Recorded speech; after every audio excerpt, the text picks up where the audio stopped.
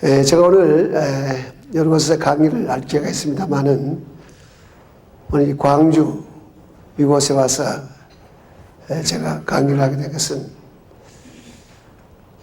이 근래 가끔 제가 왔었습니다. 올 때마다 저는 다른 도시보다는 또 특별한 감회를 제가 갖습니다. 역사적으로도 충정의 도시이기도 하고 문화예술의 도시이기도 하고 또 최근에는 우리 한국 대한민국이 산업화하는 과정에서 또 한 축인 민주화를 이룬 큰 축을, 역사적 축을 성공시킨 그런 중심 도시다. 저는 이렇게 생각을 하고 있습니다. 되돌이켜 보기는 싫습니다만은 그래도 5.18 사태가 났을 때 저는 사실 바로 그 시점에 저는 기업에 있으면서 사우디아라비아 리야드에서 제가 일을 하고 있었습니다. 그곳에서 소식을 듣고 무슨 일이 어떻게 났는지 외신만 보고 제가 그 당시에 통해서 듣고 나름대로 급거 제가 또 기업인이지만은 귀국해서 사태를 봤던 그런 경험을 갖고 있습니다. 어쩌면은 이 광주 전남이 우리 역사상 근세에 와서 많은 소외된 그런 지역이 아니었나 저는 이렇게 생각하고 있습니다. 또 그 소외된 것은 뭐 국민들이 스스로 된 것이 아니라 정치인들 손에 의해서 정치적으로 그렇게 된 것이 아닌가 저는 이렇게 생각합니다. 그렇기 때문에 이 소외된 것을 우리가 빨리 벗어난다는 것도 우리는 오늘 우리가 당면한 과제가 아닌가, 우리에게 주어진 과제가 아닌가 저는 이렇게 생각을 합니다. 오늘 우리 사회가 여러 가지 분열이 되어 있습니다. 지역 간에도 물론 분열이 되어 있습니다. 동서 간에 분열이 되어 있고 지금은 수도권과 또 지역 간의 분열, 세대 간의 분열, 우리가 가를 수 있는 것 모두 다 분열이 되어 있다. 저는 이렇게 생각을 하고 있습니다. 이 근래 와서는 북한이 핵 실험을 함을 통해서 우리 사회는 한 번 더 분열이 되는 것 같습니다. 북은 핵으로 강한 무장을 하는가 하면 남쪽은 그 북한의 핵 앞에서 우리의 여론은 핵 분열되는 것 같습니다. 한쪽은 핵 무장을 하고 한쪽은 핵 분열되는 것 같습니다.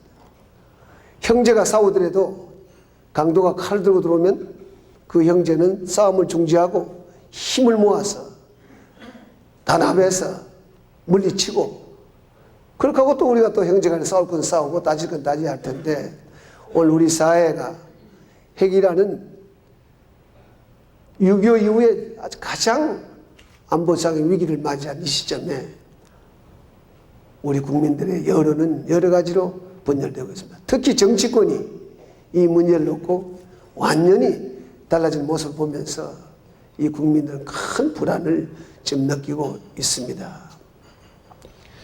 우리 이 한반도에 사는 7천만 국민 어느 국민도 이 한반도에 전쟁을 일어나는 것을 원치 않을 것입니다. 우리가 단결해서 이 북한 핵 문제를 강하게 대응하겠다고 하는 것은 전쟁을 억제하자는 것 목적이 있습니다. 힘을 모아야 전쟁을 억제할 수 있다고 보는 것입니다. 그래서 우리는 이 국가적 위기 상황에서 우리는 정치인들도 국민들도 모두가 단합하고 강한 힘을 보여야 한다. 저는 이렇게 생각을 하고 있습니다. 그런 점에서 저는 현재 오늘 정부가 취하고 있는 여러 가지 조치가 매우 국민을 불안하게 하고 실망을 주고 있다. 저는 이렇게 생각을 하고 있습니다. 저는 일생 동안 사실은 기업 생활을 했기 때문에 저는 항상 모든 것을 경제적 마인드를 가지고 사물을 보는 그런 또 습관이 있습니다. 제가 26년을 기업에 있었습니다. 제가 대학을 졸업할 때는 운동권 학생이었습니다. 대학 3학년 2학기 때 제가 학생회장을 하면서 당시에 한일 국교 정상화를 굴욕적인 외교다. 돈 몇 푼 받고 역사적 그런 사과를 받지 않고 그냥 우물적 돈 몇 푼 받고 일본과 국교를 정상화한다 하는 막 그것을 반대하는 우리가 그 학생들 시위가 있었습니다. 6.3 시위라고 합니다만은 6.3 사태 제가 중심에 있어서 그 문제로 인해서 제가 사실은 교도소 생활을 했습니다. 그 당시 많은 사람들이 학생들이 특히 감옥을 갔다 온 운동권 학생들이 대부분 졸업하면서 정치에 입문을 했습니다. 호남권의 운동권 학생들은 주로 김대중 전 대통령을 따라가기 시작했고 영남권의 운동권 학생들은 김영삼 대통령을 따라가기 시작했습니다. 또 여당에 가고 싶은 사람들은 김정필 전 총리를 따라갔었습니다. 그렇게 할 때 저는 서대문 교도소에 있는 동안에 저는 새로운 결심을 했습니다. 운동권 학생이라는 경험을 가지고 감옥에 갔다 왔다는 그 경력 가지고 정치에 뛰어들어서 정치를 한다면 내가 설사 정권을 잡더라도 국민을 얼마만큼 행복하게 할 수 있을 것인가? 젊은이에게 어떤 일자리를 만들어줄 수 있을 것인가? 나이 드신 분들에게도 건강과 일할 의욕이 있으면 그분들에게 일자리를 줘야 할 텐데 어떻게 일자리를 줄 것인가? 저는 그때 고민하기 시작했습니다. 왜 그런 고민을 했냐면은 저는 시골에서 야간 상업고등학교를 나왔습니다. 사람이 할 수 있는 천한 일을 다 하면서 제가 시골에서 야간 학교를 다녔습니다. 중학교밖에 졸업하고 고등학교를 못 갈 때였습니다. 우리 중학교 선생님 한 분이 저희 집을 찾아오셔서 저희 부모들에게 설득을 시켰습니다. 그래도 남자애를 고등학교를 보내야 그래도 세상 사람들 도움이 된다고. 어머니가, 아버님이 형편이 아무리 어렵더라도 아이를 고등학교를 보내줬으면 좋겠다. 이렇게 해서 권유하기 시작했습니다. 그런데 결국 고등학교를 보낼 수 없는 형편이었기 때문에 그 선생님께서 그 시골에는 야간 상업 고등학교를 보내도록 권유를 했습니다. 저희 부모님은 야간 상업 고등학교에 낮에 번 돈은 우리 형제 중에 한 사람을 고등학교를 보내고 대학을 보내는 데 써야 되기 때문에 야간 고등학교도 보낼 수 없다 이렇게 했었습니다. 그랬을 때 그 선생님이 마지막 제안을 제가 해주셨습니다. 야간 상업고등학교에 시험 쳐서 혹시 1등으로 들어가게 되면 입학금이 면제가 되고 정규 수석을 계속하게 되면 등록금이 면제되니까 시험을 한번 치어서 1등으로 들어가게 되면 학교를 보내고 그렇지 않으면 학교를 안 보내면 될 거 아니냐고. 특히 저희 어머니에게 이 막내 아들을 꼭 좀 야간 학교에서 시험 치게 하자고 그렇게 했습니다. 정말 그 선생님이 저는 일생에 잊지 못할 선생님입니다. 저는 그 선생님 덕분에 고등학교를 시험을 치게 됐는데 결과적으로 제가 그 야간 상업고등학교에 정교 수석을 내가 정교 수석으로 졸업해서 졸업장을 갖게 됐습니다. 그래서 많은 분들이 그 후에 고등학교 3년을 정교 수석했다니까 머리가 되게 좋은 줄 아세요. 제가 솔직히 말씀을 드리면 머리가 좋은 게 아니고요. 학교가 형편없었습니다. 그래서 제가 1등을 할 수 있었습니다. 왜냐하면 그 학교에서 대학을 간 학생이 한 사람도 없었습니다. 그 당시에 또 그 학교를 1등으로 졸업하더라도 일자리를 얻을 수 있지 못했습니다. 저희 시골에 일자리가 없었습니다. 그러니까 야간 학교 다니는 학생들이 공부를 안 하죠. 저는 목표가 있었어요. 1등을 해야 학교를 다닐 수 있으니까 조금만 열심히 해도 1등을 하겠더라고요. 그래서 그 선생님 덕분에 야간 고등학교 졸업장을 가지고 있었는데 그 졸업장이 저는 별게 아닌 줄 알았었는데 제가 시골에서 졸업하자마자 서울로 올라가서 노동을 한 일이 있었습니다. 노동시장에서 하루 벌어 하루 먹고 살 때 그때의 제 소망이 뭐냐. 아무리 월급이 적고 일자리가 형편없더라도 한 달 일하고 월급 받는 일자리가 있었으면 좋겠다 하는 것이 제 그 당시 소망이었습니다. 하루 벌어 하루 먹고 사는 사람에게는 그런 불안감이 있었어요. 그러니까 한 달 일하고 월급 받는 일자리가 그 당시에는 제 최대 소원이었습니다. 그래서 제가 어느 날 대학을 가야겠다고 마음을 먹었습니다. 근데 저희 학교에서 대학을 갈 공부를 가르치지 않았으니까 여러 사람이 언론했더니 우리 청계천 저희 서울에 있는 5가 6가에 헌책을 파는 곳이 많았습니다. 그곳에서 입시책을 주로 전문하는 책에 가서 책을 구하면 구할 수 있다. 이렇게 해서 제가 노동자 생활을 할 때 그 고물상에 가서 대학 가는 책을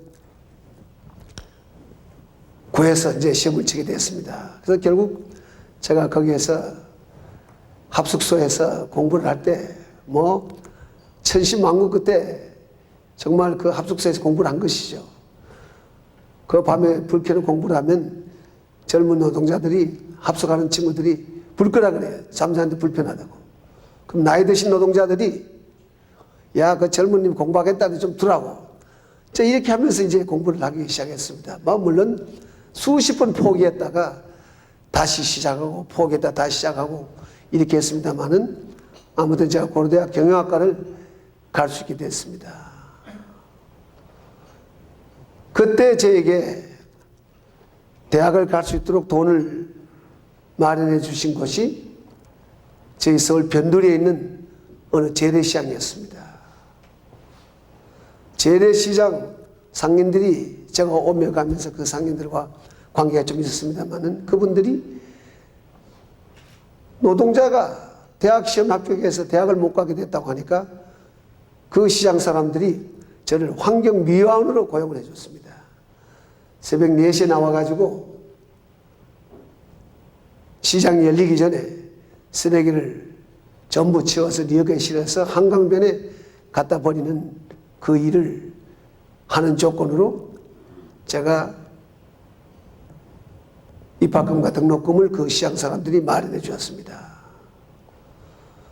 저는 야간 고등학교 졸업장이 별게 아닌 줄 알았는데 대학을 가려고 보니까 그 졸업장이 그렇게 귀한 줄 알았습니다.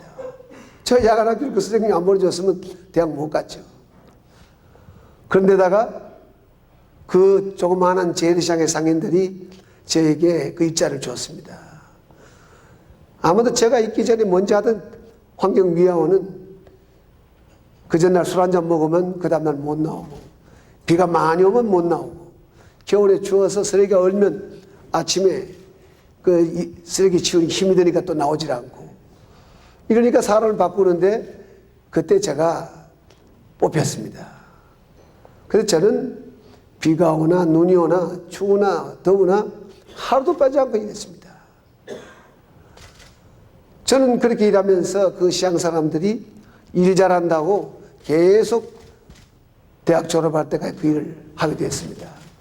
그 시장 상인들이 등록금을 낼 때가 되면 거기서 받은 예금한 돈은 부족하면 그때마다 그 재래시장 상인들이 돈을 조금씩 모아서 저에게 등록을 할 수 있도록 돈을 줬었습니다.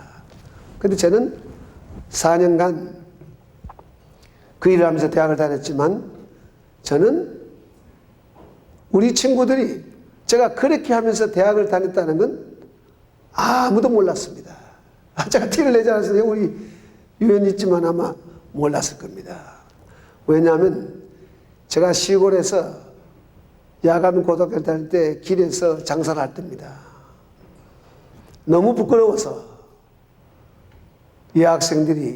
지나간 여학생들이 너무 부끄러워서 제가 밀짚 모자를 쓰고 길거리에서 장사를 할 때입니다. 제 어머님이 어느 날 아침에 막내 아들이 길에서 장사하는 막내 아들이 어떻게 하는가 보려고 저희한테 오셨는데 제가 밀짚 모자를 너무 큰 걸 눌러 쓰고 있으니까 어머니 오신 걸 못 봤어요. 한참 서 있다가 어머님이 화가 나셔서 머리를 그냥 쥐어박으시면서 뻘떡 일어섰더니 우리 어머님이 와 계셨습니다. 그러니까 우리 어머님이 길바닥에서 장사하는 막내 아들 고등학교 1학년 야간학교를 다니는 아이를 보고 소리를 질렀습니다. 얘야, 무엇이 그렇게 부끄러우냐고. 네가 세상을 사는데 남의 힘을 빌리느냐고. 남을 속이느냐고. 네가 남의 신세를 지지 않고 네가 노력해서 세상을 사는데 무엇이 부끄러우냐고. 너는 당당해야 한다고. 네가 용기를 가져야 된다고. 그렇게 하시면서 가셨습니다. 그런데 그때는 제가 부끄러워서 누가 그 이야기를 듣나 싶어서 두리번두리번 했었습니다. 그러나 그때 그 말 한마디가 저는 노동자 생활을 할 때 또 아침에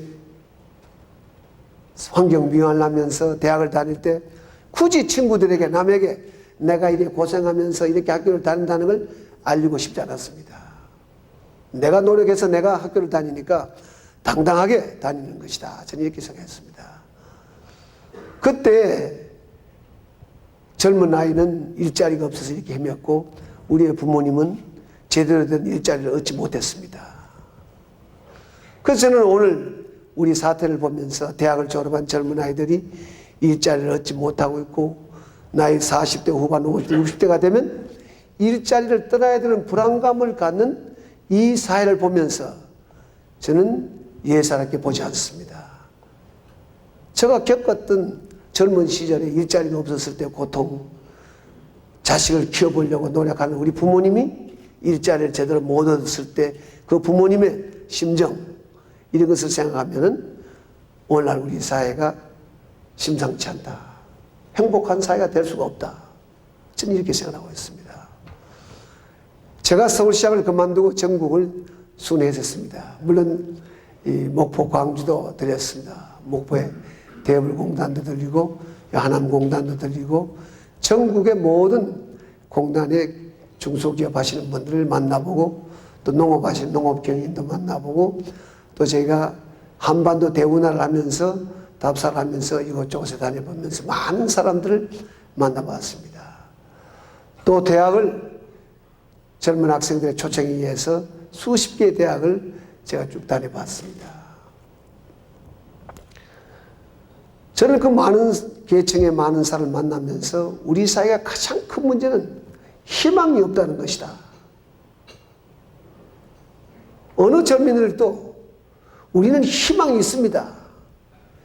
오늘 일자리가 없어서 우리가 이렇게 마음이 불안하고 하지만은 희망이 있습니다. 이렇게 말하는 학생들이 없었습니다. 언제 우리가 내가 원하는 일자리를 얻을 수 있을는지, 대한민국에서 계속해서 일자리를 얻어서 행복하게 살 수 있을는지 아이들이 매우 갑갑해했습니다. 졸업할 아이들이 졸업하면 실업자가 되니까 대학을 졸업하지 않고 그냥 대학에 1년 눌러앉은 학생도 있고, 대학원에 가서 열심히 공부하기 위해서 대학원 가는 것이 아니라 가정 형편 조금 괜찮은 사람들은 그냥 졸업하고 노는 것보다는 대학원을 원치 않는 대학원을 간 학생들도 있었습니다. 중소기업 하시는 분들도 대기업과 서로 연관돼서 납품하는 중소기업 하시는 분들은 그나마 조금 덜 힘들어했습니다. 왜? 우리가 지금 대기업이 비교적 그래도 삼성, 현대자동차나 삼성전자, 가전, LG 이런 것은 잘 되고 있습니다. 그렇기 때문에 그것과 관련돼서 사업하시는 분들은 비교적 그래도 고정적인 일을 할 수 있었고, 아마 광주에 있는 우리 중소기업 분들도 아마 작년에 비해서 금년이 20% 이상 다 성장하는 것을 볼 수가 있었습니다. 그렇지 않은 제조업을 하시는 분들은 아주 절망에 있었습니다. 40대 어느 젊은 제조업을 하시는 기업가는 저는 죽어도 이 제조업을 내 자식에게 물려주지 않겠다, 이렇게 이야기를 했습니다. 이 제조업의 한계가 왔다는 것입니다. 어느 누구도 희망이 있다. 기업이 지금 어렵지만은 앞으로 대한민국에서 우리 기업이 좋아질 것이다, 이런 확실한 분이 없었습니다. 어떤 분들은 제게 솔직한 이야기를 했습니다. 제가 기업인 출신이니까 제게 솔직히 이야기하면서 나는 사실 금년 연말까지 버텨보고 베트남으로 가야 될지 중국으로 가야 될지 한번 생각해보고 그것도 여의치 않으면 결국 집어치우는 수밖에 없지 않겠느냐고 이런 이야기를 하고 있었습니다. 그분들도 역시 대한민국에서 중소기업을 하는 사람들 희망이 없었습니다. 대기업에 납품하는 사람들은 이런 불만도 있었습니다. 대기업과 납품하는 중소기업이 협력업체다, 협력관계다. 말은 그렇지만은 협력관계는 무슨 협력관계냐고, 주종관계다. 이렇게 또 하시는 분도 있었습니다. 또 실제 그렇습니다. 중소기업이 노사 문제가 생겨가지고 납품을 제때 못하면 대기업이 책임을 져야 됩니다.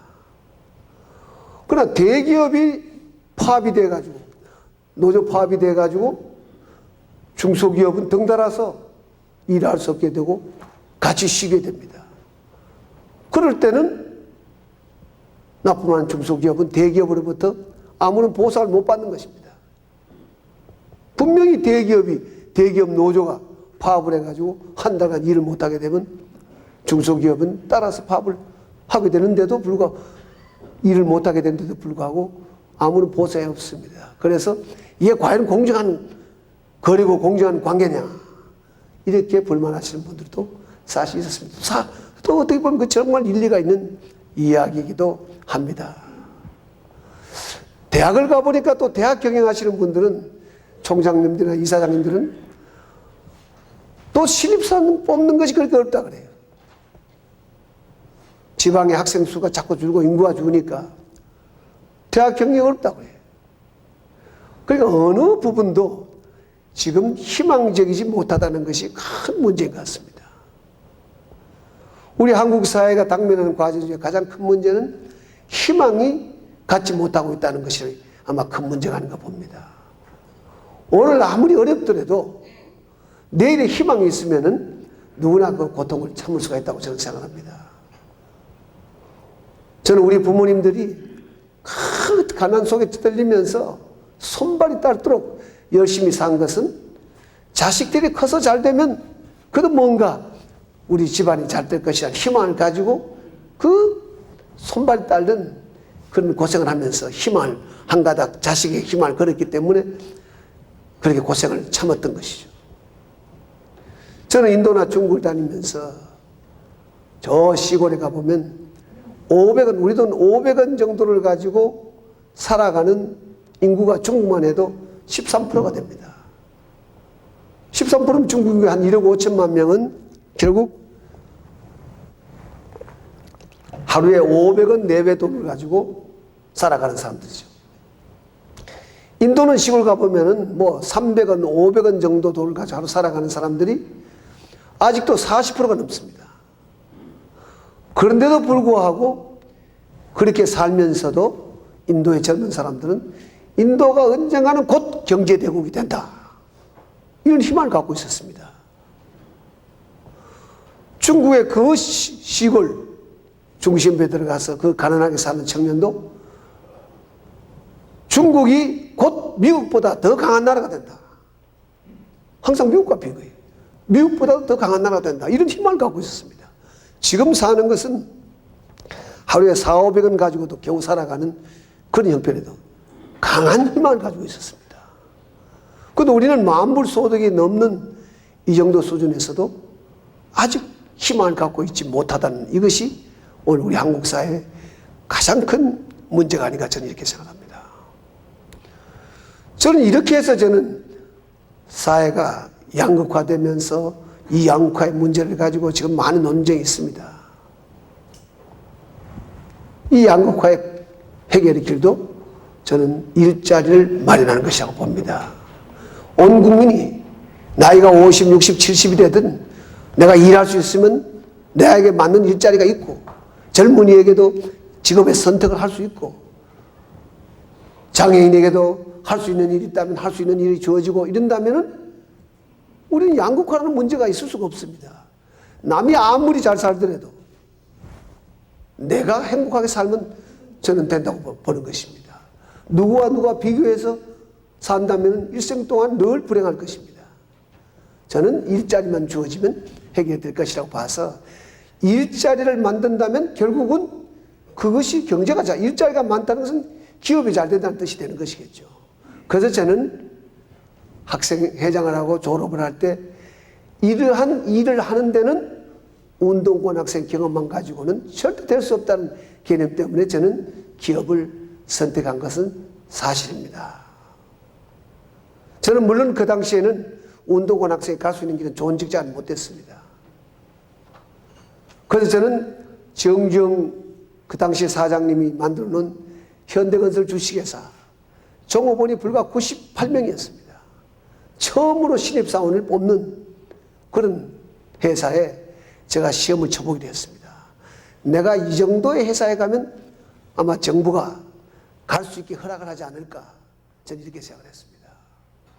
그 당시 중앙정보부가 운동권 학생 재계 일자리를 대한민국에서 갖지 못하도록 만들었을 때입니다. 그래도 저는 7, 8개월을 혼자 문을 잠그고 있으면서 내가 정말 정치판으로 따라갈 것인가? 그렇지 않으면 끝까지 내 몸이 해제될 때가 기다렸다가 내가 목표한 대로 기업에 들어가서 많은 경험을 쌓고 대한민국 경제가 성장하는 데 도움을 주는 일을 할 것인가? 이 고민하다가 8개월 만에 현대건설 주식회사가 신입사원 뽑는 것을 광고를 보고 한번 시험을 쳐보기로 결심을 하고 시험을 쳤습니다. 물론 합격을 했습니다. 면접을 할 때였습니다. 정정 사장님이 초등학교밖에 나오지 못하셨고 건설회사 바닥에서 일을 하시다가 통원회사를 만들어가지고 이제 제법 잘 되는 건설회사를 만들어가지고 신입사원을 처음 뽑을 때였습니다. 면접을 하는데 정주영 사장님이 초등학교밖에 나오지 않으셔서 건설회사를 만들어 처음 대학생을 면접하니까 저는 그때 표정을 제가 잊지 않고 있습니다. 약간 얼떨떨해 하시더라고요. 그러면서 물으시는 말씀이, 이군 합격하면 틀림없이 우리 회사 올 건가? 이렇게 질문하더라고요. 그게 무슨 합격 통보랑 똑같잖아요. 그래서 이분이 초등학교밖에 못 나오신 분이 대학을 나온 애를 뽑으니까 정말 애들이 우리 회사 올까? 이런 생각을 하셨던 것 같습니다. 그래서 저는 내가 한 1년이나 2년쯤 여기 있다가 내 몸이 해제되면 더 좋은 직장을 가겠다고 마음먹고 열심히 하겠습니다. 이렇게 대답을 했습니다. 그랬더니 그 다음 이분이 한번 그걸로 면접을 끝내기가 뭐한지 하나 더 물으려고 생각하시더라고요. 그런데 물으시는데 갑자기 이군 건설이 뭐라고 생각해? 이러시더라고요. 저는 사실 건설업을 자세히 생각한 게 아니고 그냥 광고만 보고 시험 치러 봐서 한 임시로 1, 2년 좀 있다가 딴 데 옮기려고 얼떨결에 시험을 쳤는데 건설이 뭐라고 생각해? 이렇게 물으시니까 제가 답변할 길이 없어서 저 혼자 망설이다가 혼자 잠시도 안에 생각할 때 건설은 때려 부셔서 새로 짓고 없는 것을 새로 만들고, 이래서 제가 대답을 갑자기 했습니다. 예, 건설은 창조라고 생각합니다. 저 이렇게 대답했어요. 아, 그랬더니 이분이 갑자기 싱글벙글 하시다면서 그래? 건설이 창조라고 생각해? 이러시다가 얼마나 좋아하는지 몰라요, 표정을 보니까. 알고 보니까 건설업을 이분이 노동자로부터 시작한 분이기 때문에 건설이 얼마나 힘들다는 걸 네가 알고 왔느냐? 너 대학 나와가지고 말이지, 제가 어떤 환경에서 자랐다는 모르시겠죠, 정중 회장님. 그저 대학을 나왔다는 것만 아시니까 네가 대학 나온 네가 건설이 뭔지 알고 왔느냐? 얼마나 힘들지 않느냐? 이걸 물으시려고 했는데 엉뚱한 대답으로 건설은 창조입니다. 이렇게 대답을 했더니 이분이 그게 얼마나 마음에 들었는지 나중에 현대건설이 현대그룹으로 변하고 대한민국의 최대의 기업이 되면서 전국경제연합회 회장이 되셔가지고 전국에 다니면서 강의를 할 시간이 계실 때마다 빠뜨리지 않는 말이 여러분 건설은 창조입니다. 이러시더라고요. 그때 그 말씀이 그렇게 좋았던가 봐요. 그러면서 건설을 성공하는 사람은 무엇이든지 할 수 있습니다. 또 이렇게 하시고 또 가끔은 여러분 우리 회사 이명박 사장을 보십시오. 또 이러시고 말이죠. 이러시더라고요. 초기에 대학 출신에 입사했기 때문에 우리 현대그룹이 많은 사업을 창업할 때 그 창업하는 일의 중심에 서 있었습니다. 직장인이 월급장인으로 들어가가지고 자동차를 만들어보고 조선을 만들어보고 종합상사를 만들어보고 제천을 만들어보고 이런 경험을 가질 기회는 아마 흔치 않을 겁니다. 내가 경영학을 했으니까 회사에 내가 영업을 하든 뭐 경리 파트에 가든 이렇게 잘할 것이지, 모든 생산 파트나 모든 기업을 창업하고 해볼 수 있는 경험을 갖는다는 것은 저로 봐서는 행운이었습니다. 저는 되돌이켜 보면은 다시 시작하더라도 저는 그때만큼 더 열심히 할 수 없을 것 같습니다.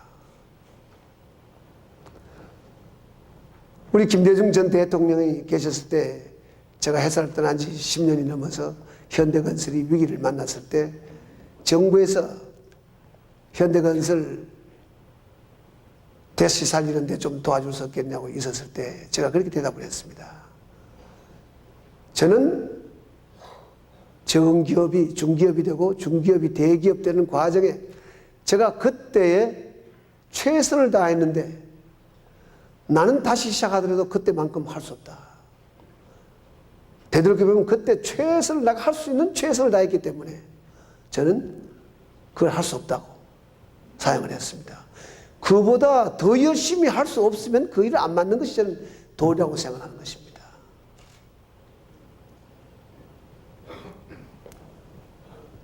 저는 지금 정치를 시작을 하고 있습니다. 새로운 정치를 해보려고 시도를 지금 하고 있습니다. 저는 기성 정치를 쭉 보아왔습니다. 새로운 정치의 시도는 매우 쉽지 않을 것으로 저는 생각합니다. 저는 대한민국의 모든 것은 이제는 권력을 가지고 통치하는 시대는 이미 지나갔다고 저는 생각하고 있습니다. 국가도 경영이고 기업은 물론 경영이고 말할 것 없지만은 기업 경영과 같은 그런 경영 마인드, 기업 경영의 정신이 국가 경영에도 저는 필요하다고 보고 대학을 경영하는 데도 필요하다고 저는 생각합니다. 기업이 좋은 제품을 만들어서 값싸게 만들어서 만들어 놓은 물건을 애프터 서비스를 철저히 해가지고 그 고객에 만족시키듯이 서울시가 행정을 어떻게 시민들에게 정말 편리하고, 야, 서울시가 있어서 우리가 좋다,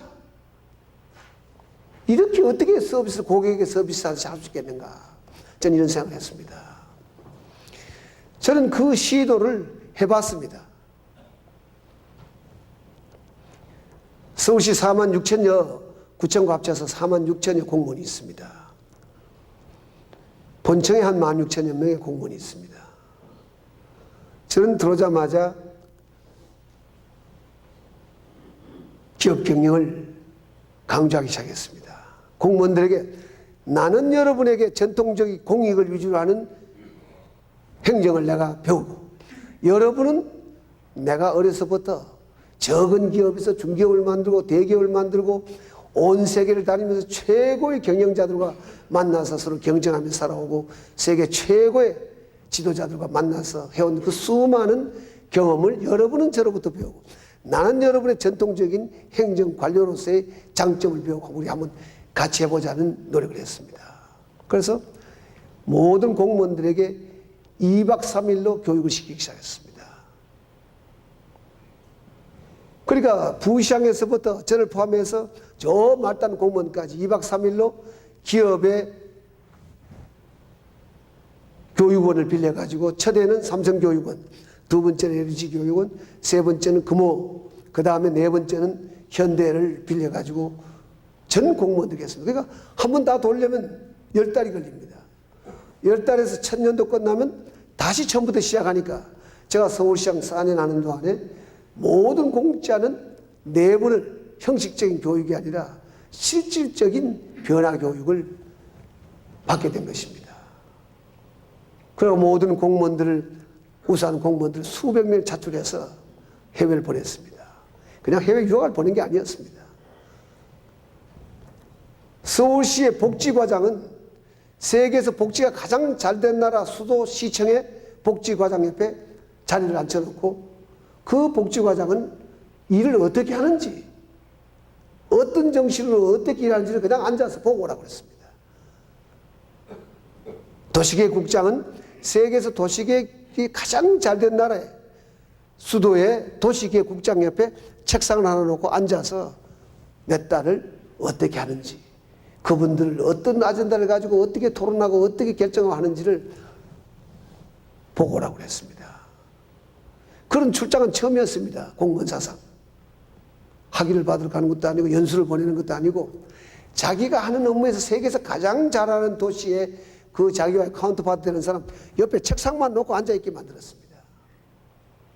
내가 그랬습니다. 가서 그저 메모만 하고 오라고. 그 사람들은 어떻게 하는지. 그것이 많은 도움을 줬습니다. 저는 공무원들에게 저희 서울시에는 시립미술관이 있습니다. 가운데 아주 덕수궁 뒤에 아주 좋은 위치에 있습니다. 그 좋은 미술관에 좋은 작품을 전시해도 시민들이 많이 오질 않아요. 왜 안 오느냐? 아침 10시에 문을 열어가지고 저녁 5시면 문을 닫아요. 공무원이 출근해가 문 열고 퇴근하기 전에 문을 닫아버려요. 바쁜 사람이 언제 가서 미술관을 봅니까? 실업자가 언제 낮에 가서 그걸 보겠습니까? 실업자들이 무슨 미술관에 가서 작품을 보겠습니까? 제가 이렇게 이야기했습니다. 내가 좋은 작품을 보고 싶은데 시간이 없으니 저녁에 가서 봤으면 좋겠는데 저녁에 문을 닫아서 못 보니까 못 보겠다고 했습니다. 그때 우리 회의 때 문화국장이 그랬습니다. 시장님 오시면 언제든 문을 열어놓겠습니다. 이래요. 시장 하나 때문에 그 미술관에 수십 명의 직원들이 기다렸다 문을 열어놓겠습니다. 그런 짓 하지 말라고. 그런 이야기를 반복되게 3번쯤 했더니 이분들이 시장이 왜 저런 이야기를 자꾸 할까? 이렇게 생각해가지고 품위서가 올라왔는데 이렇게 이야기했습니다. 서울시민 바쁜 시민들이 낮에 근무하고 퇴근 이후에 저녁 먹고 가족과 함께 친구와 함께 미술관에 들릴 수 있도록 밤 10시까지 문을 열겠다고 이렇게 품위서를 가져왔어요. 그래서 내가 물어봤어요. 이렇게 어떻게 이리 훌륭한 안이 올라왔느냐고 했더니 몇 달을 저희들끼리 토론해서 얻은 결론입니다. 그래요. 내가 볼 때는 30분만 토의해도 나올 결론인데 몇 달을 결론했다 그래요. 그것도 내가 석 달, 넉 달 기다렸다 가지고 그렇게 말을 하면서 그때서 겨우 눈치를 채고 그렇게 봤어요. 그랬더니 옆에 있는 역사박물관도 그렇게 했습니다. 재미난 건요, 저희가 서울시 옆에 과천에 가면 서울대공원이 있습니다. 동물원입니다. 그 1년 600만 명이 와요. 600만 명 오는데 통계를 보니까, 제가 시장이 되기 전에 통계를 보니까 530만 명이 일요일 날 봐요. 토요일 오후부터 일요일 날 봐요. 월요일부터 금요일까지 토요일 오전까지는 불과 70만 명도 안 와요. 근데 알고 보니까 그 동물원에 근무하는 250명의 직원은 월요일부터 금요일까지 정상 근무를 하고 토요일 일요일은 당직하고 자원봉사가 와서 일을 다 하고 있어요. 우리 기업 같으면 그렇게 하겠어요? 고객이 많은 날 공직자는 정상적 근무하고 토요일 일요일은 그랬어요. 이걸 어떻게 고칠까? 제가 일요일 날이었습니다. 그냥 관용차도 버리고 수행비서관도 버리고 다 버리고 제가 집에 쓰던 차를 가지고 혼자 갔었습니다. 일요일 날 교회를 갔다 와서 그냥 바로 그 과천의 대공원에 갔습니다. 그랬더니 당직하는 말단 공무원이 쫓아와서 시장을 맞이하는데 이 공무원은 시장하고 딱 마주친 게 평생 처음이에요. 당황을 해가지고 막 발을 동동 굴더니 없어져 버렸어요. 그러니까 위에 간부들 연락해서 빨리 나오게 하려고 막 그게 정신이 없어 가버렸어요. 10분을 기다려도 안 와요. 그냥 와버렸습니다. 이 과천이 서울시하고 좀 거리가 멀어서 그런지 이 미술관이나 역사박물관에 어떤 일이 생겼다는 걸 잘 몰랐던 것 같아요, 사람들이. 한 달 후에 품위서가 왔는데 이 소장이 놀래가지고 본부에다 물어봤어요. 시장님 다녀가는데 이거 어떻게 된 거냐 그랬더니 그 간부가 시립미술관에 갔으면 보라고 이렇게 했습니다. 그랬더니 이분들이 품위서가 올라왔는데 일요일날 250명이 정상 근무하고 월요일부터 금요일까지는 돌아가면 쉬고 이렇게 들고 왔어요. 그리고 밤 10시까지 열고, 그래서 뭐 시민들에게 뭐 어떻게 좋은 말을 써서 가져왔어요. 이게 어떻게 이렇게 좋은 생각을 했느냐고도 물어봤습니다. 그랬더니 제가 한 달간 이걸 막 토론하고 해왔대요. 지가 한 것도 아닌데 그렇게 이야기를 해요. 그래서 제가 이야기했어요. 뭘라고 또 250명이 다 나오느냐고. 3분의 1씩만 나와도 충분히 하지 않겠느냐고. 그랬더니 그러면 더 좋겠습니다. 이래요. 저는 왜 그렇게 했을까요? 시장이 명령하면은 공무원들은 며칠 안에 다 해버려요. 여러분 밤 10시까지 문을 여세요. 대공원에 휴일날 여러분들이 정상 근무를 하시고 이렇게 하세요. 해버리면 며칠 안에 다 해결됩니다. 근데 제가 생각해 봤더니 권력을 잡은 사람마다 공직사회를 개혁한다고 다 그래요. 지금도 혁신한다고 또 그래요. 힘을 가지고 일방적으로 혁신을 해버리니까 자꾸 원점에 돌아가요. 원점. 제가 미술관을 여러분 밤 10시까지 문을 열고 휴일날도 열고 이렇게 하세요. 이렇게 지시해서 했다면 이명박 시장이 시장 임기를 떠나는 그 다음 날로 다시 원점으로 돌아가서 볼 거예요. 그러나 3개월, 4개월이 걸려서 자기네가 토론해서 얻은 결론이기 때문에 나는 떠나더라도 그 제도는 물러가지 않을 것이다. 결국 일방적 힘을 가지고 한 것보다는 민주적 방식으로 하면 초기에는 좀 비효율적이지만은 그게 나는 길게 보면 그게 매우 효율적이 아니겠느냐 하는 생각을 제가 했었습니다.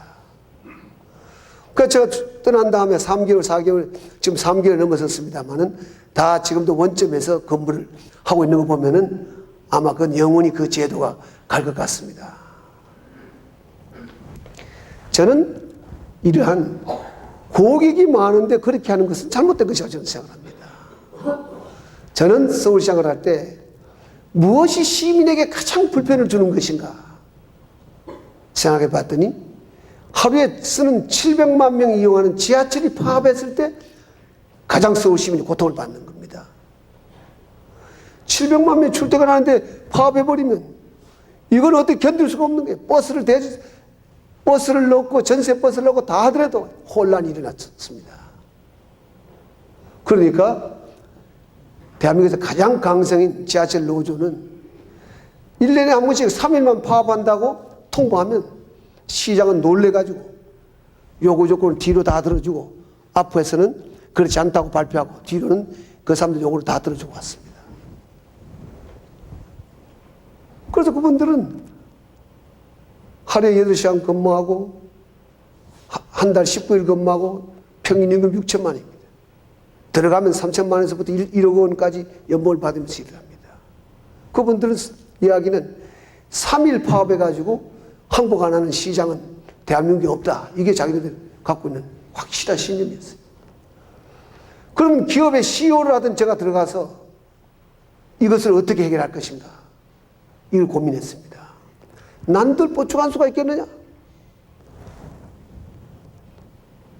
들어가자마자 간부들 다 지하철 간부 해당 공무원들 다 불러놓고 나는 내가 시장하는 동안에 파업을 없도록 하겠다.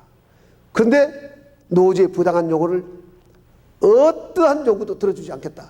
그러면서도 파업이 없도록 만드는 방법이 뭐냐? 물어봤더니 공무원들이 아이고 시장님 그런 게 있었으면 벌써 했죠. 이제까지 이렇게 했겠습니까? 30몇 년째 지금 늘 이렇게 하는데 뭐 그런 게 있으면 안 했겠습니까? 그래서 제가 나는 하나의 안을 갖고 있다 그랬어요. 그래도 공무원이 기가 쫑긋해가지고 여러분이 기관차를 모으는 길밖에 없습니다. 제가 이렇게 이야기를 했습니다. 그래서 저는 농담한 줄 알았지 사람들이. 저는 준비를 첫째 하고 이야기를 한 거예요. 아이 농담이겠지 이렇게 생각 막 묻고 그랬어요. 그걸 제가 점점 이야기를 하기 시작하니까 공무원의 존재 이유가 뭐냐? 시민의 불편을 들어주고 시민의 재산을 보호하고 시민의 생명을 보호하는 것이 우리 공직자의 기본 의무인데 시민이 가장 불편해하는 일을 가지고 어쩔 수 없다 하고 앉아가지고 노조하고 이야기하다가 노조 하지 않는다 다 따라가 버리고 그렇게 해서 해결해 오는 방식이 방법이냐. 결국 여러분이 기관차를 모는 길밖에 없겠다고. 아, 이렇게 했더니 이게 제가 진담으로 이야기를 하니까 그것도 웅성웅성하기 시작했습니다. 그때 어떤 사람들이 그래요. 행정고시 합격해가지고 무슨 기관차 몰려고 공무원이 되지 않았습니다. 맞습니다. 내가 그랬어요.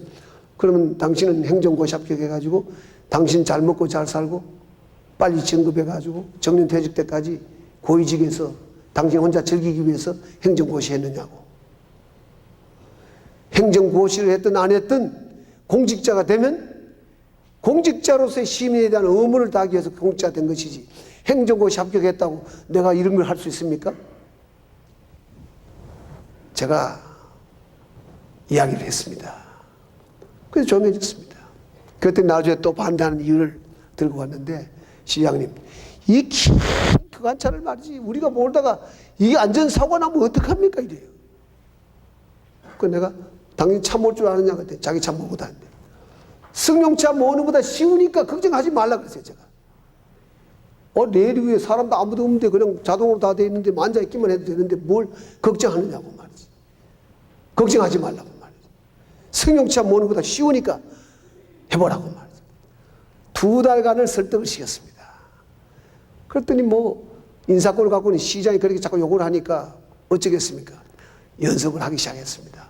119 소방대원을 불러다가 여러분도 준비하라고. 소방차만 몰아 되겠느냐고 말이지. 기관차도 몰으라고. 이렇게 연습을 했는데 1년 반이 지나가지고 서울시에 파업이 났습니다. 이명박 시장 한번 보자. 이렇게 해서 서울공과대학 정의과 나와서 위장취업을 해가 노조위원장 된 사람이 한번 이명박 시장 혼 좀 내자 이래가지고 파업을 해버렸습니다. 어쩔 수 없이 저는 훈련받은 간부들하고 119 소방대원들을 불러가지고 그 다음날 새벽부터 매도차는 어느 과장, 몇 시부터 몇 시까지, 그 다음 교대는 누구, 뭐 이렇게 쭉 타임테이블 짜가지고 아침에 들어갔습니다. 시민들은 파업한다고 했는데 아무런 동요 없이 그냥 출퇴근을 할 수 있었습니다. 근데 하나 변동이 생긴 거는 여러분들 지하철 타보시 못해 잘 모르시겠지만 지하철 타면 문이 열리면 그 앞에 발자국을 표시해놨습니다. 여기 서 있으면 문이 열린다 이렇게 되는데 이 우리 간부들이 첫날 기관차를 모는데 거기서 문이 안 열리고 꼭 그 앞에 지나가서 문이 열려요. 이렇게. 그런데 간부는 간부였습니다. 이틀, 3일, 4일 지나면서 점점 좋아져서 옛날 기관사들보다 못지않은 안전한 운영을 했습니다. 8일 만에 노조는 파업이 자기네끼리 분쟁이 생겨서 파업이 중지가 되고 저는 거기에 파업을 한 20명을 어떤 조건에서도 우리는 받아들일 수 없다고 해가지고 하고 있습니다. 했습니다. 그래서 서울 지하철은 이제 파업이 없고요. 하나 재미있는 것은 그 다음부터 저는 간부들에게 그 기관사 훈련 좀 열심히 하세요 한 말 해보지도 않았어요. 안 했는데도 그 전에 하라는 때보다 더 열심히 해요. 왜냐하면 파업 생길 때 노조 간부 찾아가서 그냥 절절 매고 사정하는 것보다 기관차 모는 게 훨씬 낫거든요. 에어컨 된 데 부떡 앉아가지고 뭐 자동돼 있겠다 뭐든 훨씬 좋으니까 이젠 자기네가 더 연습을 해요. 그 앞으로는 파업이 없을 겁니다. 근데 저는 그때에 어떤 지시를 내느냐. 이럴수록 여러분은 노사 협상을 더 충실하게 더 열심히 해주라고. 이제 너 파업하려면 하라. 이런 자세로 하면 안 된다. 그럴수록 더 낮은 자세로 무엇을 어떻게 할 것인가 충실하게 협상을 하라고 했습니다. 그렇게 하기 시작하고 2년이 지난 다음에 제가 떠나기 전에 6월 말에 떠날 때 5월 달에 지하철 노조가 역사상 처음으로 온건 노조가 생기고 민주노총에서 독립을 하겠다고 선언하고 서울시 경영 목표에 힘을 합쳐서 같이 하겠다는 역사적인 변화가 생겼습니다. 저는 정부는 원칙을 지켜야 한다고 저는 생각합니다. 정부가 적당히 뒤에서 타협해가 노조를 갖다가 그냥 해주고 앞에서는 제대로 한 것 같이 하면 뒤로 협상해서 하는 기업은 그렇게 할 수 있습니다. 기업은 계산해 보면 그렇게 해서라도 노사협상을 하는 것이 좋다면 할 수 있습니다. 그러나 정부는 원칙을 지켜야 된다. 저는 이렇게 생각합니다. 그런 측면에서 저는 그렇게 할 수밖에 없었습니다. 이것이 결국 공무원들에게도 굉장한 변화를 줬습니다. 원칙을 지켜서 위기가 닥쳤을 때 위기를 미리 대처하는 것이 그게 바로 정부가 할 일이다. 여러분, 서울 시민에게 가장 큰 위기는 출퇴근하는 서민들이 지하철 타지 못하고 택시를 탈 수도 없고, 이걸 해결하는 것은 바로 국가가 해야 될 일이고, 국가가 거기다 대비를 하지 않으면 국가가 존재할 이유가 뭐 있느냐. 저는 그렇게 생각하는 것입니다. 그래서 요즘 서울시 공자는 어떠한 재난도 미리 사전에 대비하면 그 위기를 극복할 수 있다 하는 그런 생각을 좀 갖게 되었습니다.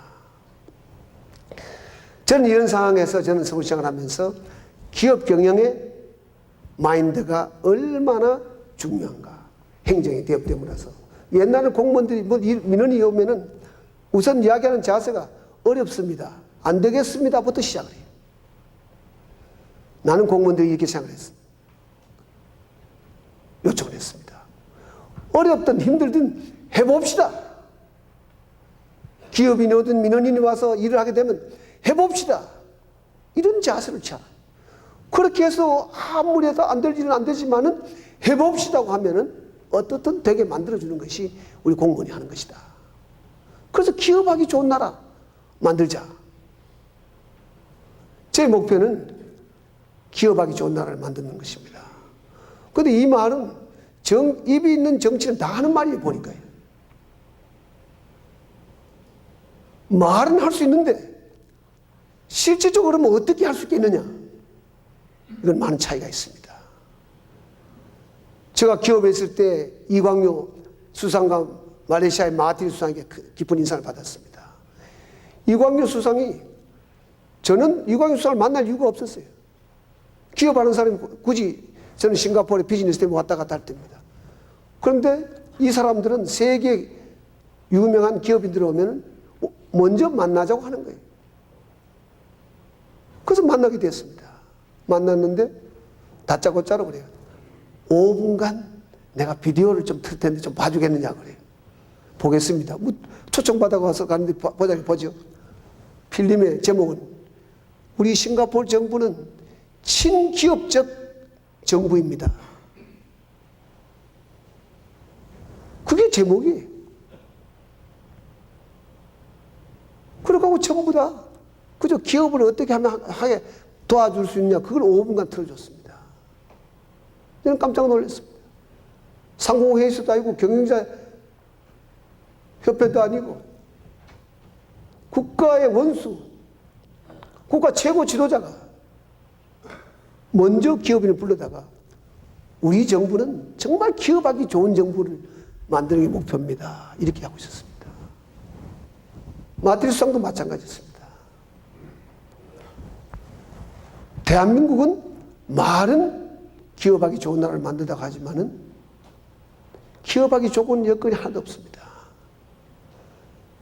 저는 기업에 오랫동안 있으면서 대한민국에서 기업에 성공하는 것은 참 기적이다 이렇게 생각합니다. 노사 문제가 있죠. 공무원들과 함께 일하려면 규제가 많죠. 이래서 안 된다, 저래서 안 된다 그러죠. 저는 이해를 할 수가 없어요. 이렇게 하고도 나라가 잘 되게, 기업이 잘 된다. 이건 좀 이해를 할 수가 없습니다. 뭐 우리 염 회장님이 하시는 사업은 모래자갈하고도 관계가 많으시죠. 모래자갈이 없는데 북한에서 수입하고, 뭐 북한에서 4,200만 불치 수입했다니까 그 현금을 줬으니까 했고 중국에서 수입한다 그래요. 대한민국의 모든 하천이 침전이 돼서 하상이 높아져서 비가 오면 홍수가 나고 이렇게 됐는데 하상 정리만, 대한민국에는 하상 정리만 제대로 해도 모래자갈이 10년치는 나옵니다. 저 낙동강변, 섬진강, 여기는 오랫동안 그냥 흐르면서 침전이 돼가지고 하상이 다 높아졌어요. 하상이 높아지니까 홍수 때는 물이 범람할 위험이 있는 것이죠. 이것이 환경 보존 때문에 손을 못 댄다고 하지만은 세계 모든 기준은 하상 정리를 잘하는 것이 환경에 도움이 된다는 원칙이 있습니다. 왜? 쌓이고 쌓이면 썩어서 거기 있는 물은 더러워지죠. 자꾸 준수를 해줘야 되는 것이죠. 그러면 대한민국 내에서 모래자갈 해결하는 데서 북한에서 수입하고 중국에서 수입한다? 나는 그런 정책이 올바른 정책이냐. 매우 친환경적으로도 할 수 있는 일이 많은데도 그렇게 하고 있습니다. 이것이 하나하나를 보면 그렇습니다. 저는 서울시장에 있을 때 돌아보니까 제일 문제가 뭐냐. 예산을 제대로 쓰지 않는 거예요. 한 가지 똑같은 물건 하나 만드는데도 이쪽 부서는 100억이만 만드는데 이쪽 부서는 120억에 만들어요. 이쪽 부서는 80억에 만들어요. 근데 용한 것은 공무원 사회가 하나 탁월한 것은 돈을 주는 대로 잘 맞췄어요. 남는 게 없어요.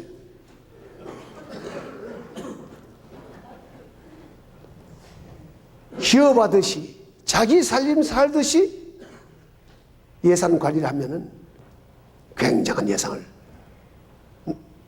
절약할 수 있습니다. 저는 서울시 공무원들이 예산을 절감하자는 방법을 기업하듯이 하면은 저는 30%까지도 예산 절감할 수 있다고 생각합니다. 그런데 공무원들이 갑자기 그런 것을 도입하면 공무원들이 반발이 있으니까 제가 다른 건 요구하지 않았어요.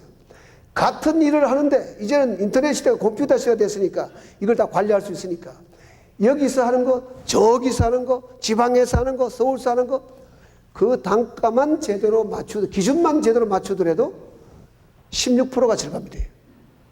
그래 그거는 반발을 안 해요. 공무원들이.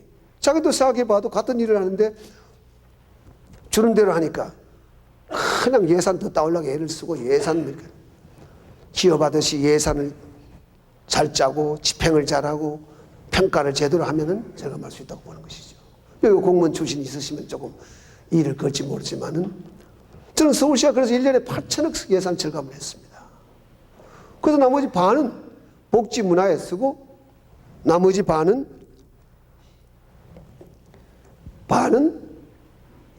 부채를 줄인 데 썼습니다. 그래서 서울시 부채가 5조억인데 제가 떠날 때 3조억으로 만들었습니다. 3조억을 갖고 2조억이 부채를 남겨줬습니다. 이것은 대단한 노력이 아니고 저는 대단한 일을 한 것도 아니에요. 원칙 기준만 조금만 정해도 예산 절감할 수 있습니다. 아마 대한민국 중앙정부의 예산을 그런 기준만 맞추더라도 1년에 20조 내지 30조는 절감할 수 있을 것입니다. 그러면 굳이 세금을 올리고 또 부채를 자꾸 늘려가지고 지금 정권이 지금 300조가 됐습니다. 지금 정권 들어올 때는 133조의 부채가 지금 300조가 됐으니까 1년 후에 떠날 때까지 얼마나 될지 모르겠습니다. 저는 이론 가지고 이야기하는 것이 아닙니다. 저는 경험을 한 걸 가지고 이야기를 하고 있습니다. 그래서 기업하는 사람들에게 무엇을 들어줄 것이가 대한민국 사람들은 소질이 있습니다. 우수한 기업인이 있고 우수한 국민이 있고 모든 것이 우수한데 하나 부족한 것은 리더십이에요.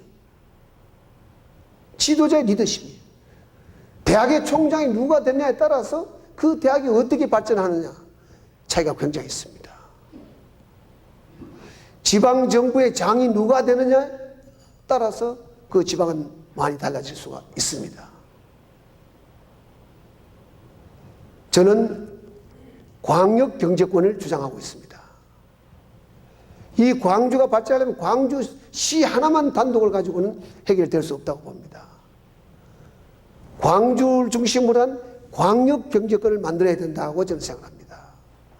지금 수도권이 너무 집중되어 있다 이렇게 이야기를 하고 있습니다.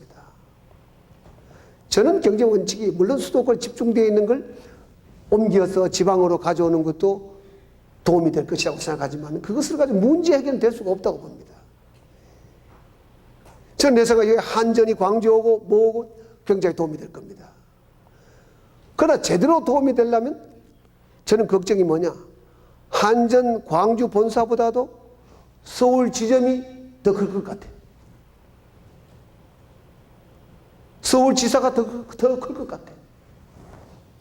광주엔 한전 본사의 직원들은 가족은 그대로 두고 혼자 와서 근무할 것 같아. 이래가지고 어떻게 실질적인 도움을 줄 수 있을 것인가.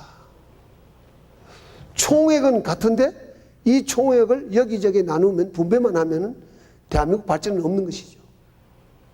이 총액을 넓혀야 되는 것이죠. 국부를 넓혀서 나눠야 되는 것이죠. 그냥 있는 상태를 가지고 나눠봐야 양쪽이 다 도움이 안 되거든요. 그러나 저는 그걸 지방에 오는 걸 반대하는 사람은 아닙니다.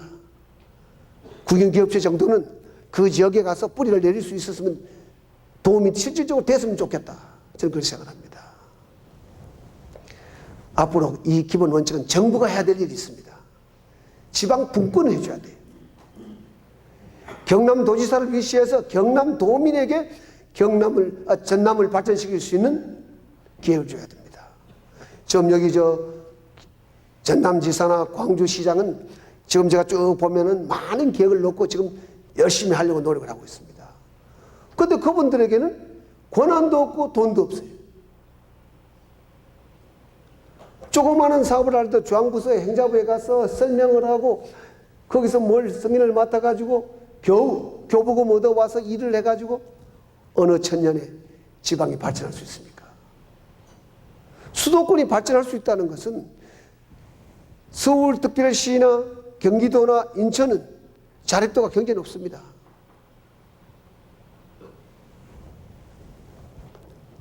그렇기 때문에 서울시장이 일할 수 있는 것이 많습니다.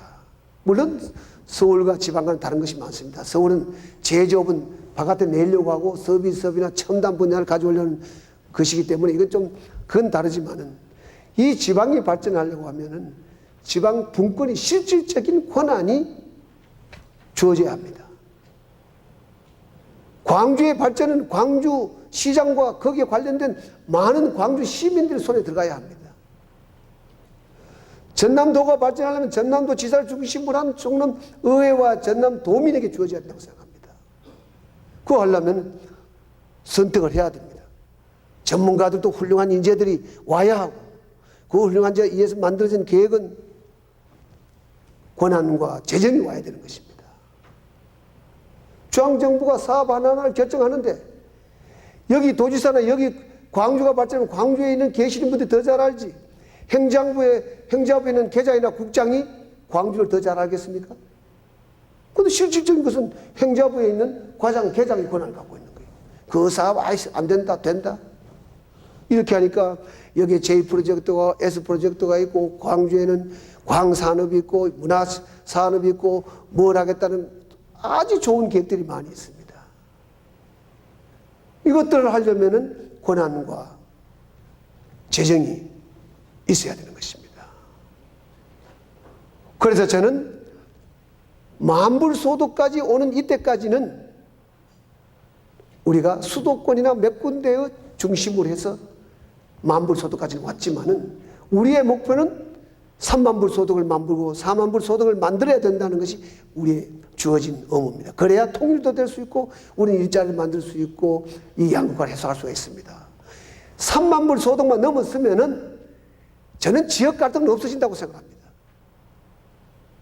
광주가 소외됐지만은 3만불 소득에 앞장서 가지고 여기가 모든 것이 해결된다면 어떻게 되겠습니까?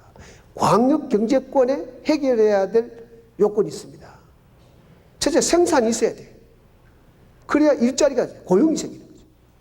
세 번째 뭐냐? 교육이 있어야 되죠. 문화가 있어야 되죠. 환경이 있어야 돼요. 여기에 뭐가 있습니까? 환경도 좋습니다.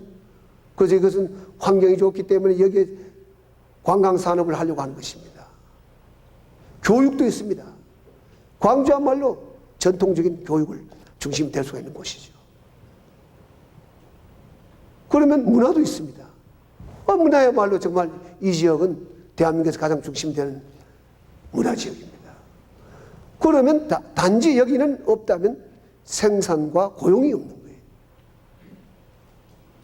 그럼 이 생산과 고용을 어떻게 할 것인가? 많은 시도를 가보면 모두가 다 IT, BT, MT 이것만 하겠다고 그래요. 16개 시도의 계획을 보면 다 똑같아요. 지역의 특성을 살릴 필요가 있다고 저는 보는 것입니다. 그래서 광역경제권이 호남권에 하나 생기고 영남권에 생기고 충청권에 생기고 하면 저는 3만 불, 4만 불 소득을 만들 수 있다. 현재 수도권 한정된 발전은 불가능하다. 저는 이 생각을 갖고 있습니다. 그렇게 하고 인구가 5천만 된 나라와 500만 된 나라는 국가 경제정책도 달리 있어야 됩니다. 우리는 뭐 NT, BT, 지식정보 산업을 가지고 그것만 가지고 해야 되고 나머지는 사양 산업으로 생각하지만 그렇게 해서는 우리의 문제를 해결할 수가 없습니다. 덴마크를 봐라, 핀란드를 봐라, 뭐 스웨덴을 봐라, 아일랜드를 봐라. 그 모든 나라는 전부 다 인구가 500만 이하입니다. 500만 이하 되는 나라는 지식, 정보, 첨단 산업만 가지고도 모든 인력을 고급 인력으로 만들어 가지고도 살아나갈 수가 있습니다. 그러나 인구가 5천만 되고 7천만 되는 나라에서는 이 첨단 산업 분야도 틀림없이 해야 합니다. 이거 지상 목표로 가지고 해야 합니다. 그러나 제조업도 경쟁력을 갖도록 만들어서 제조업도 만들어야 합니다. 관광산업과 같은 이런 서비스업도 만들어놔야 합니다. 고용의 문제는 대기업에서 해결되는 것은 아닙니다. 첨단 산업 분야에서는 될 수가 없습니다. 첨단 산업 분야를 놓고 봤을 때 세계 사람들은 성장과 고용은 비례하지 않는다고 하고 있습니다. 그러나 지식정보산업 이외에 제조업이나 또는 갑니다. 여러분 보십시오. 자동차나 조수는 제조업이지만은 거기는 많은 고용을 하고 있습니다. 그러므로 대한민국 같은 데 경제정책은 재래산업도 제조업도 중점적으로 키워나가야 합니다. 서비스업도 키워나가야 됩니다. 이 서비스업 제조업이야말로 고용을 창출하는 중심이 될 수가 있습니다. 같은 10억의 매출고가 있으면은 지식정보산업은 한 9명 정도의 고용을 창출합니다. 서비스업은 50명을 창출합니다. 그렇기 때문에 우리가 어떤 목표를 가지고 경제정책을 써야 하는 것은 명확하고 가능합니다. 저는 사양산업은 없다고 보고 있습니다. 제가 대구 가봤을 때 이 대구의 섬유업이 중심이었는데 정부도 이것은 사양산업이다 그래서 그냥 포기해버렸고 기업하시는 분들도 사양산업이다 그래서 포기해버렸는데 많은 고통을 받고 있습니다. 불경기는 있지만은 원칙적으로 사양산업은 없다는 게 제 기업할 때 정신입니다. 일본이 독일, 일본, 이태리, 불란서가 4대 섬유국입니다. 지금도 그 사람들은 섬유대국입니다. 일본은 어떤 변화가 왔느냐. 일본의 섬유업은 90%를 수입하고 10%만 생산해요. 섬유업을. 일본은. 그런데 금액으로 치면 10%밖에 생산 안 하는 금액이 전체 섬유업의 60%를 차지하고 있습니다. 값싼 것은 수입하고 섬유업을 계속 발전시켜서 고급화시켜서 90% 수입하고 10%를 생산하는데 10%가 전체 섬유업 60%를 차지하는 그것이 바로 사양산업을 극복하는 것이죠. 그런데 우리 대구에 계시는 섬유업을 하신 분들은 정부도 사양산업을 해서 포기를 하다시피 해버렸고 그걸 했습니다. 그래서 중국으로 가버렸고 중국은 그 기술을 배워가 지금은 중국이 오히려 모든 경쟁을 갖게 됐습니다. 저는 이 광주 전남 일대에도 여러 가지 3대 목표가 있고 여러 가지 우리 도지사와 시장께서 만드는 계획을 보았습니다. 저는 이 광주를 중심으로 한 광역 경제권을 만들어야 된다는 그런 확고한 생각을 갖고 있습니다. 그래서 여기에서는 소위 친환경적 사안을 만들어야 됩니다. 이 자연환경이 좋기 때문에 어쩌면 먼저 간 것보다 후발한 지역이 제대로만 계획을 세서 제대로만 이룰 수 있다면 훨씬 더 앞서가는 지역이 될 수가 있습니다. 이미 잘못되어 버린 것은 한계가 있지만 새로운 지역은 그렇습니다. 그래서 저는 이 광주가 그런 수요를 만들어 놓고 그와 동시에 고속전철을 만들고 다 해야 합니다. 그런 계획도 없이 고속전철을 만든다는 계획이 맞지 않습니다. 병행해서 고속전철을 만들고 이것 산업도 일으키고 이래서 전철의 수요를 창출해야 합니다. 이것이 바로 의지고 열정입니다. 어떤 계획도 계획만 가지고는 할 수가 없습니다. 계획은 누구나 만들 수가 있습니다. 계획을 어떻게 실천하느냐의 차이입니다. 광주가 S 프로젝트, J 프로젝트, 뭐다 이런 사업을 계속 토론만 하면 끝없이 갈 수가 있습니다. 이것은 중앙정부가 기초적인 협조를 해야 합니다. 사실 여기 전남에 있는 기업들이 그런 새로운 산업에 먼저 돈을 투자해서 하라면 불안감이 있죠.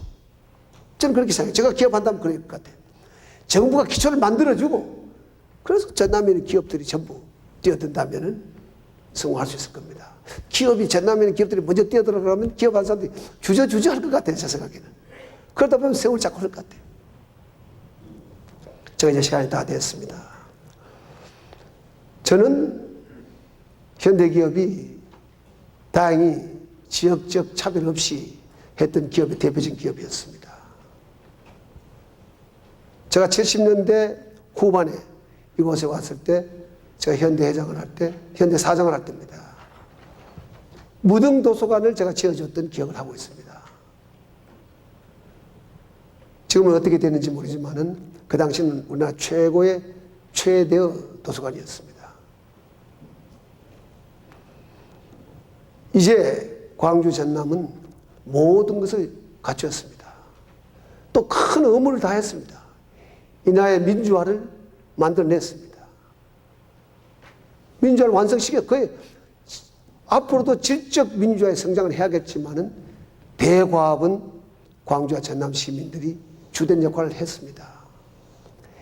이제는 광주와 전남은 광주 전남이 정말 행복한 사람이 모여들고 이곳에서 자라서 이곳에서 교육받고 이곳에서 문화생활을 하면서 이곳에서 행복을 느낄 수 있는 지역을 만들어야 합니다.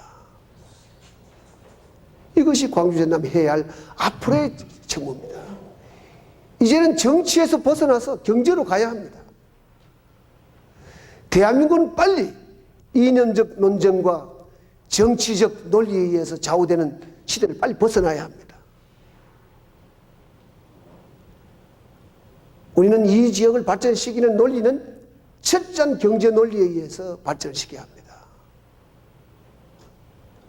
그래서 이 지역에 있는 기업인들이 커야 합니다.